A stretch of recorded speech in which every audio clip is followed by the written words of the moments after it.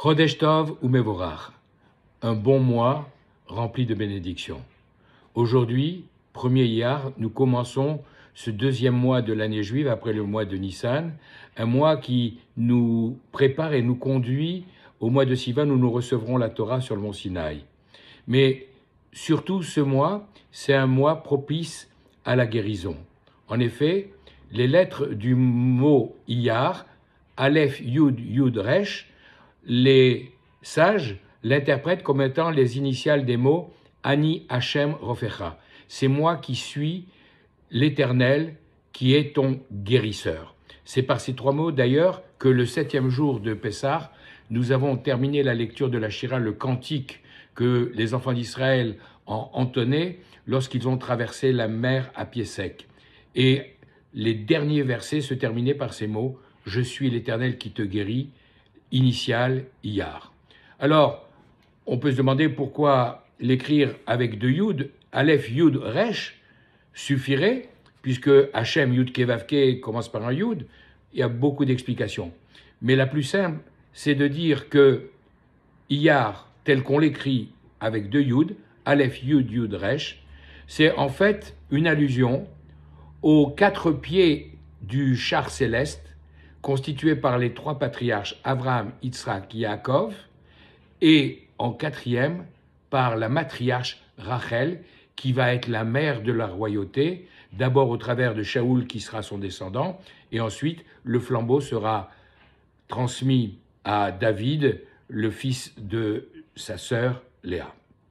Toujours est-il qu'on a également ces 4 lettres comme initiales des 4 derniers mots du psaume numéro 6, dans lequel David Améler s'adresse à Akadosh Baruch Hu au milieu des souffrances et de la maladie qui est tombée sur lui. Et par exemple, dans le verset numéro 3, il s'adresse à lui en disant « Choneni Hashem, prends-moi en grâce, ô Seigneur, ki umlal ani, car je suis malheureux, Refani Hashem, guéris-moi, Éternel, ki niv'alu atzamai, car mes os sont terrifiés. » Quelquefois, la maladie peut se nicher, y compris dans les os, y compris dans la moelle, et effectivement, c'est par là que vient la maladie, mais c'est par là, espérons-le, que viendra la guérison de ceux qui sont concernés. Et le dernier, le 11e verset de ce psaume, se termine par ces mots-là, en s'adressant à toutes ces maladies, à toutes ces souffrances. Yevoshu vevivalu, que tous ceux qui sont mes ennemis soient complètement et profondément humiliés, terrifiés. Kol oivai, tous mes ennemis, yashuvu, qu'ils reviennent dans le sens qu'ils se repentissent. Yevoshu raga, et qu'en un instant, ils éprouvent de la honte. Au travers de l'exil que nous sommes en train de terminer très rapidement, je l'espère, tous les ennemis qui nous ont fait souffrir vont avoir honte quand la lumière cachée va se révéler et qu'ils seront obligés de confesser leurs fautes. Toujours est-il que ces 4 derniers mots du verset, Oivai, Yashuvu, Yevoshu, Raga, se terminent par ce verset, ces 4 mots, et les initiales forment à nouveau le nom Iyar, Aleph, Yud, Yud, Resh. Alors pour illustrer l'importance de la guérison associée à ce mois, d'abord une remarque. Pourquoi le mois de Iyar est-il le mois propice, au-delà de ce qu'on vient de dire, à la guérison? Tout simplement parce que lorsque les enfants d'Israël sont sortis d'Égypte, le 15 Nissan au matin, ils ont emporté des provisions qu'ils n'avaient pas laissé monter, c'est-à-dire ils sont sortis avec de la matzah et la matzah leur a servi comme nourriture uniquement pendant un mois, 61 repas. Et lorsque le 14 Nissan, un mois plus tard, le 14 Iyar, ils ont terminé leur nourriture, le 15 Iyar, ils se sont adressés à Dieu en lui disant « Mais nous n'avons plus rien à manger ?» Dieu leur a dit « N'ayez crainte ». Et dès le 16 Iyar, il a fait tomber la manne. Et la manne a commencé à descendre du ciel le 16 Iyar, au milieu du mois que nous venons de commencer, et pendant 40 ans, ça a été la nourriture des enfants d'Israël. Alors, cette nourriture, elle est miraculeuse. Comme on l'a lu la semaine où on a lu la paracha de Béchalach, on a lu ce texte en disant « Ah, c'est la parnassa, les bienfaits de Akadosh Baruch Hu ». Mais non seulement la parnassa, non seulement la subsistance, non seulement la parnassa, mais également la refoua, la guérison, la santé. Comme nous le disent tous nos amis médecins, c'est souvent au travers de la nourriture, d'abord parce que souvent elle est trop imposante, ou bien parce qu'elle est avariée, qu'on trouve dans le corps humain la plupart des maladies. La manne, elle, d'origine céleste, était un aliment parfait. Comme on le dit, lechem avirim. Dans le psaume 78 que je lis tous les jours, il y a cette expression, Akadosh Baruch Hu, Vayamter alehem, il a fait pleuvoir sur les enfants d'Israël dans le désert d'Isinaï, il leur a fait pleuvoir chaque jour de la manne, cet aliment qui est l'aliment, lechem avirim, l'aliment des anges, des êtres supérieurs. Et nos sages nous disent, tu peux lire également lechem evarim, le pain, la nourriture des membres, c'est-à-dire que tout était absorbé par les organes de l'individu, et il n'y avait aucun déchet, aucune matière qui était rejetée, puisque tout était absorbé. Alors, c'est là l'origine de ce caractère propice à la guérison de ce mois de Iyar. Et comme je vous l'ai annoncé dans le mot accompagnant cette vidéo, je vais maintenant vous raconter une histoire pour illustrer cet aspect important de la guérison. C'est à travers une histoire que j'ai entendue de mon gendre Emmanuel sur la table du Shabbat. Écoutez bien. Vous avez probablement entendu parler du Rav Aryeh Levin, qui vivait à Jérusalem sur toute la première moitié du XXe siècle, dans un quartier qui s'appelle Shaarei Chesed, et il était particulièrement connu pour son caractère jovial, empressé auprès des individus, avec des midotes, des qualités humaines exceptionnelles. Quand il allait chez le médecin, un jour avec son épouse, le médecin lui dit « Rav, qu'est-ce que je peux faire pour vous ?»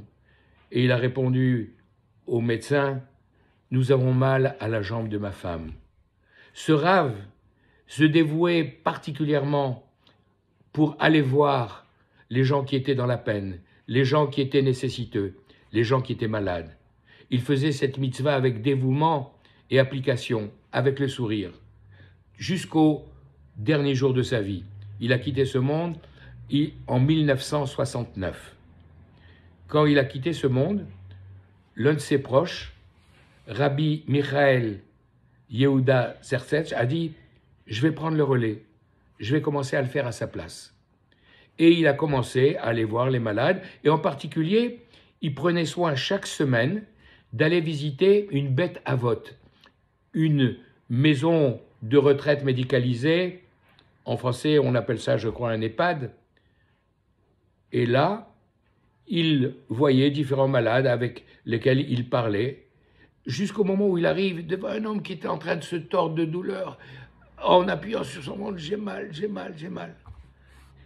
Et quoi qu'il puisse dire, il n'arrivait pas à le calmer, à l'écarter de sa douleur. Alors il a été voir les soignants, il a été voir l'équipe qui l'encadrait, en disant « Mais qu'est-ce qui se passe ?» Il dit « Son problème, c'est qu'il aurait besoin d'un médicament, mais comme il est trop cher, il n'est pas dans le sal à troufote, il n'est pas dans le panier des médicaments qui sont remboursés par la sécurité sociale, pour le faire simple.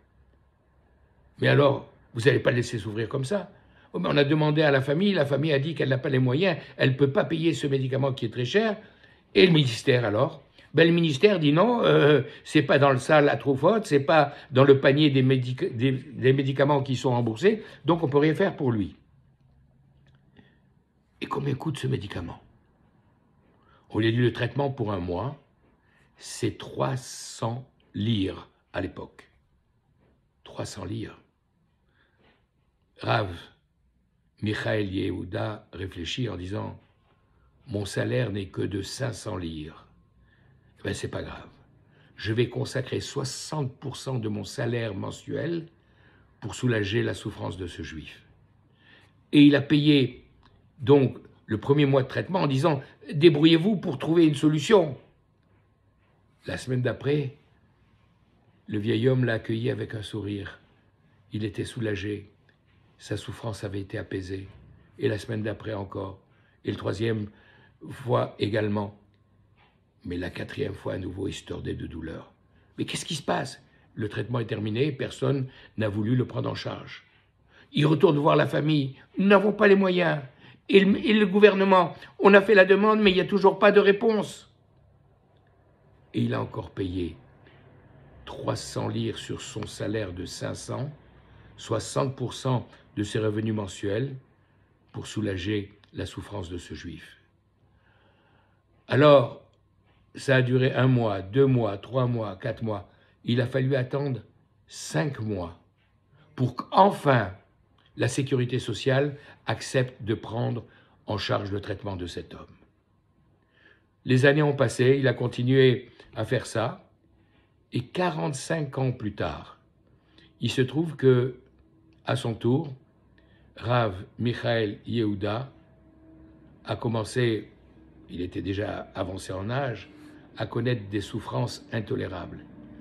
Et il était là, en serrant les dents, en disant « Bon, je dois terminer ici mon parcours sur cette terre pour arriver complètement nettoyé dans le monde futur, qu'il en soit ainsi. » Mais sa souffrance était tellement insupportable à son environnement que tout le monde priait pour lui. Un samedi matin, il se réveille avec le sourire. Et tout le monde, étonné de ne plus voir la grimace sur son visage, lui demande « Mais qu'est-ce qui s'est passé ?» Et lui de répondre « Je vais vous raconter le rêve que j'ai fait cette nuit. L'homme que j'ai visité il y a 45 ans dans cette maison médicalisée de retraite, ce bête-à-vote m'est apparu en rêve.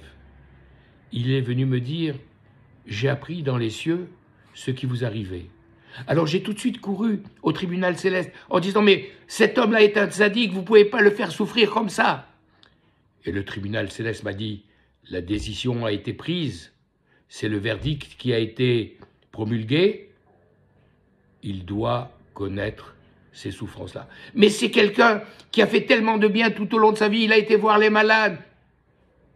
On ne peut rien faire pour lui. C'est la décision qui a été prise. Mais il a consacré pendant des mois une part importante de son salaire pour payer mon traitement qui n'était pas encore pris en charge par la sécurité sociale. Ça a été pris comme décision, nous ne pouvons pas la modifier. Mais il ne me connaissait même pas. Ah bon? Il a fait tout ça sans te connaître? Oui, il ne me connaissait pas, il est tombé sur moi par hasard au travers de ses visites dans cette maison de retraite. Ah, alors là, c'est différent. Alors, compte tenu de ce détail important que nous ne connaissions pas, qui n'avait pas retenu notre attention, alors nous allons demander un aménagement de la peine et un adoucissement de la maladie et des souffrances qu'il endure. Et c'est pour ça que je me suis réveillé ce matin en ayant une grande partie de mes douleurs qui se sont estompées. Et c'est pour ça qu'enfin, à nouveau, je peux sourire. Et c'était intéressant d'entendre cette histoire justement Shabbat dernier quand nous avons lu la parachate Shemini, où entre autres à la fin il y avait les critères qui définissaient les animaux purs et les animaux impurs en nous donnant des listes de noms. Et parmi les oiseaux impurs, on a cité Chassida, la cigogne. Et Chassida, ça veut dire la femme pieuse. Alors, si elle s'appelle une femme pieuse, un animal pieux, pourquoi fait-il partie de la liste des animaux impurs? Et Rachid donne sur place, d'une certaine manière, la réponse en disant « Elle s'appelle Chassida, elle s'appelle la pieuse parce que elle fait du chesed, elle agit avec bonté avec ses congénères, avec les autres animaux de son espèce, avec les autres cigognes. » Eh bien justement, c'est bien, c'est même très bien de d'avoir du chesed, d'être bon avec ceux de notre espèce, ceux qui nous sont proches, mais ça ne suffit pas. Si on est capable d'être bon vis-à-vis des autres personnes, même celles qu'on ne connaît pas, alors là, on est un animal cachère.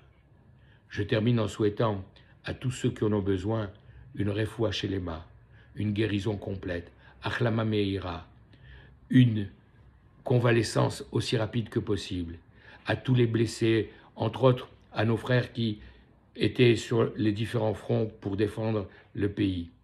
Une pensée également aux otages qui sont dans des conditions terribles, en espérant que Hachem Matir Asurim, que Dieu va délivrer ceux qui sont emprisonnés. Et à quelques heures, quelques jours de Yom HaZikaron, où on a une pensée pour tous ceux qui sont tombés, et de Yom HaAtzmaout, où on va célébrer la renaissance de l'État d'Israël, je dis qu'en ce mois de Iyar, nous demandons Refaenu Hachem, guéris-nous, toi Hachem, parce que toi seul, Vénérapé, nous donne la possibilité d'être réellement guéris. Oshenu Venivashia, délivre-nous, et c'est ni un tel ou un tel en Amérique ou en Russie qui viendra nous délivrer, délivre-nous toi et nous serons délivrés. Chodesh Tov ou Bevorach.